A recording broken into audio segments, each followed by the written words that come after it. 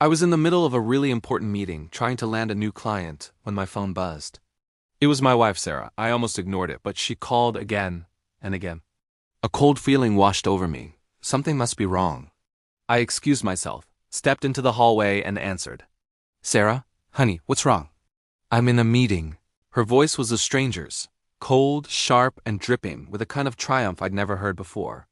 Something's changed, Mark. Something big. I could hear an odd echo, like she was in an empty room. What do you mean? Is everything okay? Are the kids all right? My heart was hammering against my ribs. She let out a short, humorless laugh. Oh, the kids are fine. Better than fine, actually. I just got a call from a lawyer. My great-aunt Millie, the one nobody ever heard from? She passed away, as she left me everything. I was confused. Oh, honey, I'm sorry for your loss, but left you everything? What does that even mean? It means, she said, her voice dropping to a near whisper, that I've inherited millions. More money than we could ever dream of. I let out a breath I didn't realize I was holding. Wow, Sarah, that's incredible news. We're set for life. I started laughing, relieved. My mind was already racing. We could pay off the mortgage, the car loans, maybe even take that trip to Italy we'd always talked about. But her next words cut through my relief like a shard of glass. There is no we, Mark. The line went silent for a moment. I thought the call had dropped. What, Sarah? What are you talking about? I'm talking about me. And my money, she said, emphasizing each word. I want you to do something for me. Go home, pack your things, and get out of my house. The world tilted on its axis. Your house? Sarah, what are you saying? This is a joke, right? A really bad joke. I was begging, my voice cracking. Please tell me you're joking. Do I sound like I'm joking? Her tone was flat, devoid of any emotion. The house is in my name, remember? And now everything is in my name. I don't need you anymore, Mark. I don't need your meager salary or your constant worrying about bills. I'm starting over, a new life. Without you. I slid down the wall, the phone still pressed to my ear, unable to process what was happening. But the kids? Our family? We've been married for 15 years, Sarah. We built this life together. You built nothing, she scoffed. You held me back. Now I'm free. The kids will stay with me, of course. They'll have a life you could never provide. Private schools, trust funds, the works. You can see them on weekends, I suppose. If my lawyer agrees. Her lawyer. The words echoed in the empty hallway. This wasn't my wife. This was a stranger, a cold-hearted monster who had just ripped my world apart with a single phone call.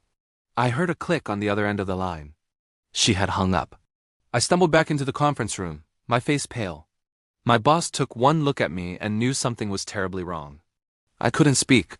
I just shook my head, grabbed my briefcase, and walked out, leaving my career and my old life behind me. Driving home to what was no longer my home was a blur. I kept replaying the conversation, trying to find a hint of the woman I loved, the woman who'd held my hand through thick and thin.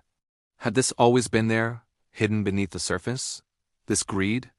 This cruelty? Was our entire life a lie? When I arrived, two large men in black suits were standing by the front door. They looked like something out of a movie. Mark Johnson? One of them grunted. I nodded numbly. Mrs. Johnson has instructed us to inform you that you have 1 hour to collect your personal belongings. We will escort you. I was a guest in my own home. I walked through the rooms we had decorated together, past photos of us smiling on family vacations. Sarah was nowhere to be seen. In our bedroom, a suitcase was already on the bed, half filled with some of my clothes. She'd had this planned. I moved like a robot, grabbing clothes, my laptop, a few books. I found the small, worn photo album from our wedding. As I reached for it, one of the security guards stepped forward. Just personal effects, sir. This is personal, I snapped, my voice raw. I clutched the album to my chest. It felt like the only piece of my past that was real. As my hour was up, the guards escorted me to the door. I looked back at the house, our home, and felt a wave of despair so profound it almost brought me to my knees. How could this happen? How could money change someone so completely, so quickly? I spent the first few nights on my friend Dave's couch, feeling like a ghost. He tried to cheer me up, telling me I was better off without her, that her true colors had finally shown. But it didn't help. I had lost everything, my wife, my home, and my children, who were now living in a gilded cage with a mother I no longer recognized. The divorce was brutal and swift. Her high-powered lawyers steamrolled over me. She got the house, full custody, and I was granted supervised visits every other weekend. The first time I saw the kids, they were dressed in designer clothes, looking uncomfortable. They told me about their new nanny, their new private school. My son asked why I didn't live with them anymore. I choked on my answer, telling him it was complicated. I hit rock bottom. I lost my job because I couldn't focus. I was drowning in legal fees and despair. One night, sitting alone in a cheap motel room, I looked at the wedding album. I saw the younger us, full of hope and love. And a fire ignited inside me, a tiny spark of defiance. I wasn't going to let her destroy me. I started small. I got a job at a local diner washing dishes. It was humbling, but it was honest work. I saved every penny. I started going to the gym, channeling my anger and grief into something productive. I started reading again, learning about business, about investing things I'd always been interested in but never had the time for. During my visits, I focused solely on my kids. We didn't do expensive things. We went to the park, we built forts out of blankets in my tiny apartment. We talked. I told them stories and listened to theirs. I wanted them to know that my love wasn't measured in dollars. About a year later, I was working as a line cook.